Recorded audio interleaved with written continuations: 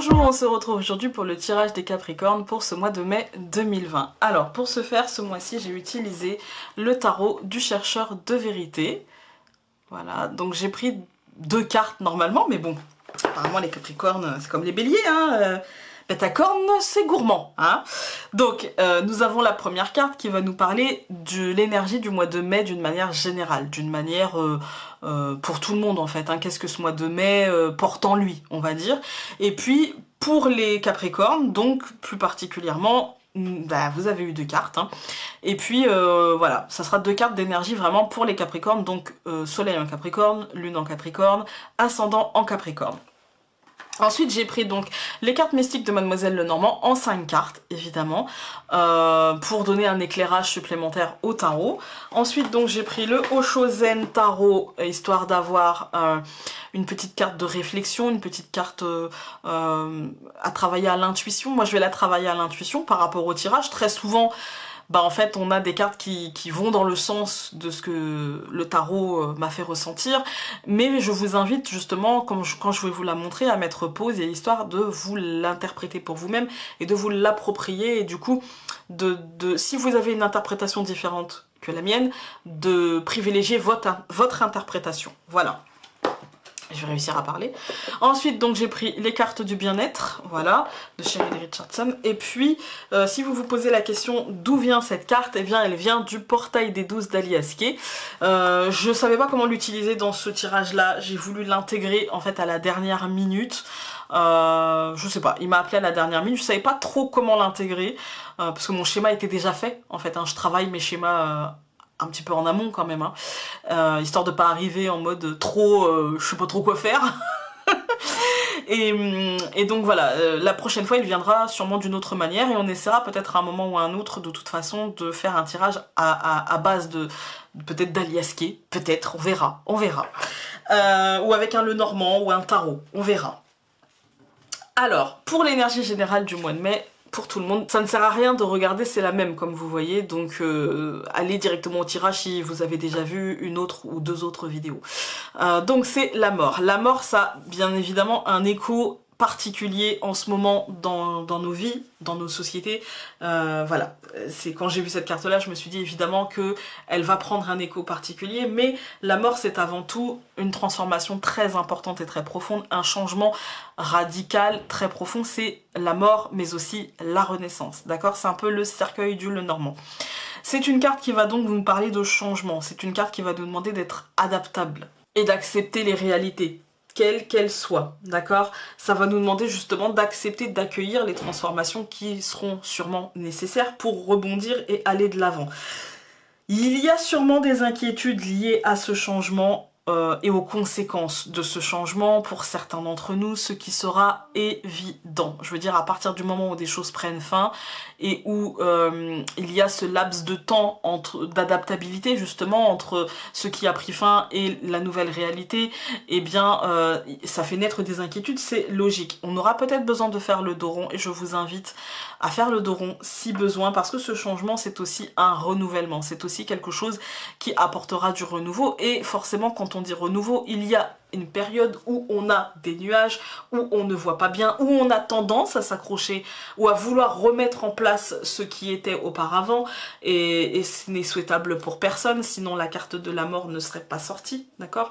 Là c'est vraiment mettre fin et adapter la nouvelle réalité à nos besoins, voilà. Ensuite, pour le Capricorne, donc en première carte, nous allons avoir le roi de bâton renversé et le 10 de denier renversé. Donc, le roi de bâton renversé, ça nous parle d'un problème d'ambition. Est-ce un manque? Est-ce un trop-plein? Une ambition dévorante?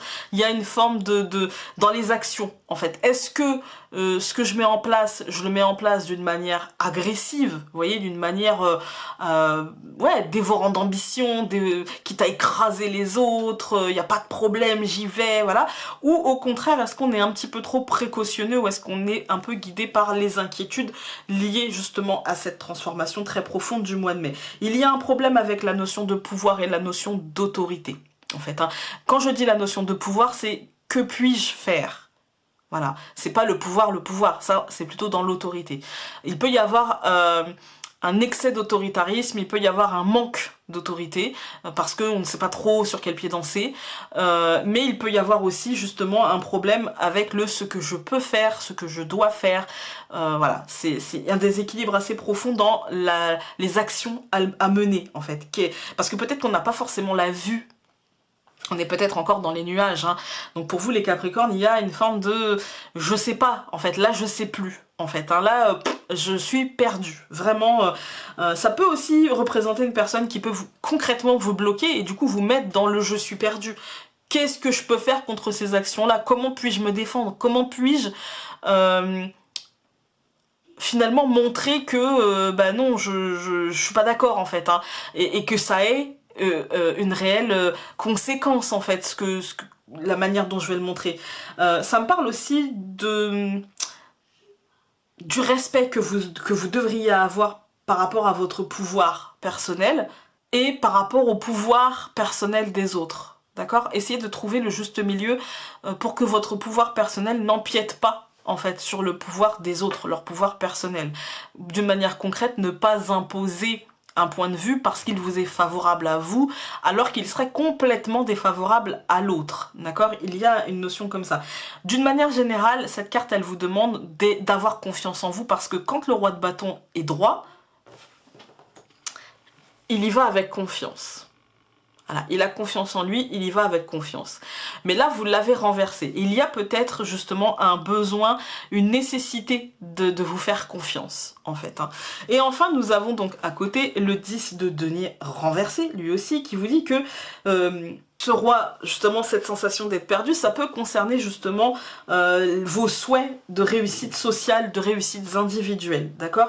Il y a peut-être une envie de stabilité matérielle, une envie de stabilité émotionnelle, une envie de stabilité relationnelle, sentimentale peut-être aussi. Attention à ne pas réussir pour les autres, c'est-à-dire au regard des autres, et à bien désirer matérialiser ce que votre cœur veut et pas simplement ce que votre ego veut, d'accord?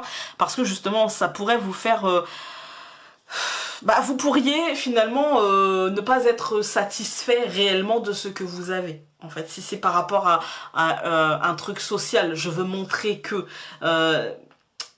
il vaut mieux être heureux en faisant ce que vous aimez plutôt que d'être malheureux en faisant ce que vous n'aimez pas mais qui vous rapporte gros, on va dire. Vous voyez, là on est plutôt dans une forme d'équilibre, en fait, dans une forme de confiance en vous. Ayez confiance que ce que vous désirez vous rapportera, ayez confiance que ce que vous avez vraiment au fond de vous sera gage de réussite. Voilà, peu importe le domaine. Quand on parle de social, ça peut être au niveau du couple, ça peut être au niveau des amitiés, ça peut être au niveau professionnel, ça peut être voilà, matériel, ça peut être sur plein de niveaux. Voilà, on va prendre le Lenormand. Le Lenormand, pas le Lenormand, n'importe quoi. Alors, bon, le Lenormand nous dit que de toute façon, il y a une lourdeur, mais aussi une fin. Il y a une lourdeur, je pense qu'elle nous accompagne depuis un certain temps, que le chemin a été peut-être un peu long, en fait, hein. Mais nous allons dépasser cette lourdeur, et pourquoi je vous dis que c'est la fin? Parce que nous allons la trancher. Évidemment, il y aura des incertitudes, avec le roi de bâton, du coup, peut-être des peurs, peut-être des je ne sais pas, je suis perdue, voilà, il y a un détachement. Attention à ce que celui-ci soit en justesse par rapport à ce que vous voulez, hein, par rapport à ce que vous souhaitez réussir, mais pour moi, vous y allez. Ça va être assez compliqué, on va pas se mentir, il y a des nouvelles d'une fin, ça peut être, pour certains d'entre nous, quelque chose qui est tranché, par exemple un contrat de travail avec la faux. Même si on n'a pas de notion hein, ici de... C'est dans tout, c'est pour ça c'est dans tout, ça peut être un contrat de travail qui est arrêté, ça peut être quelque chose qui est tranché dans une relation, une rupture, etc. Qu'elle soit amicale, sentimentale, professionnelle, peu importe. Ça peut être une évolution simplement de votre schéma de pensée, ça peut être pas mal de choses, mais au mois de mai, pour vous les Capricornes, il y a quand même pas mal de choses qui bougent, il y a des choses qui prennent fin. La croix c'est la fin mais c'est aussi la foi, d'accord? Ici ça vous parle de fin mais ça vous parle aussi de foi, on est d'accord? Ici vraiment il y a quelque chose qui prend fin mais il faut avoir la foi sur ce qui arrive, qui sera forcément différent et du coup vous n'avez pas encore la vue. Pour une fois, je pense que je le ferai que pour vous, je vais recouvrir les nuages pour voir ce qui se cache derrière les nuages. il y a des nouvelles officielles. Pour moi, il y a quelque chose qui, voilà, qui va bouger, qui va prendre forme. Je pense pas que ça ne nous en dira plus. Je vais recouvrir à la lettre. Ça devrait être positif avec le trèfle, ça devrait être positif, mais vous devez quand même traverser tout ça, vous devez quand même vous poser les bonnes questions et dépasser cette incertitude, dépasser ce manque de confiance en vous, dépasser ce truc de je sais pas quoi faire, je sais pas quoi dire, je sais pas où aller, ce problème avec la notion de pouvoir et d'autorité, vous devez dépasser tout ça, vous devez réellement être aligné par rapport à ce que vous voulez, les Capricornes, voilà. Vous servir de cette transformation. Ici, on a la mort et la renaissance et on a aussi la fin. D'accord? La fin et on va vers autre chose et on tranche et voilà. Ça devrait être positif mais ça prendra peut-être un peu de temps. On va prendre le Oshozen. Alors nous avons eu 2 cartes et elles ont sauté. Je vais les prendre. Nous avons eu la première, c'est le changement. Bon bah est-ce que vraiment j'ai besoin de vous... Enfin voilà, hein, le changement, voilà, la fin qui retombe 2 fois, aller vers autre chose, le besoin de se mettre en accord, donc effectivement le changement. Et puis nous avons eu l'espièglerie. Et moi pour moi l'espièglerie, il me fait penser à l'adaptabilité. Faire des obstacles en fait, des tremplins en fait. Je m'adapte à ce qui est, je m'adapte à la situation, au concret, au réel. Et voilà, j'intègre le changement concrètement dans ma vie, j'essaye de le rendre utile finalement à ma vie, j'essaye de le rendre positif en fait, hein, voilà, de le rendre positif à ce que je vis. Et voilà, pour moi il y a un changement d'angle de vue qu'il faut avoir pour vous les Capricornes, histoire de retourner ce roi de bâton et ce 10 de denier et de faire en sorte que vous ayez la pleine maîtrise de vos actions et que vos souhaits de réussite sociale se concrétise et qu'il y ait une vraie réussite sociale, une vraie réussite matérielle en fait, hein.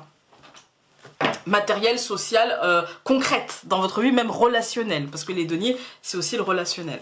Je prends les cartes du bien-être et vous avez, ben voilà, confiance. Alors, elle n'a pas été longue elle, hein. Alors, ayez foi en vos décisions, marchez au rythme de votre propre cœur. Ayez confiance en vous, tout simplement. Voilà. Écoutez, n'hésitez pas à aller voir votre signe lunaire et votre ascendant, les Capricornes. N'hésitez pas à mettre un pouce bleu, à vous abonner, à aller faire un tour sur Utip. Et nous, on se retrouve très vite pour de prochaines vidéos. Salut!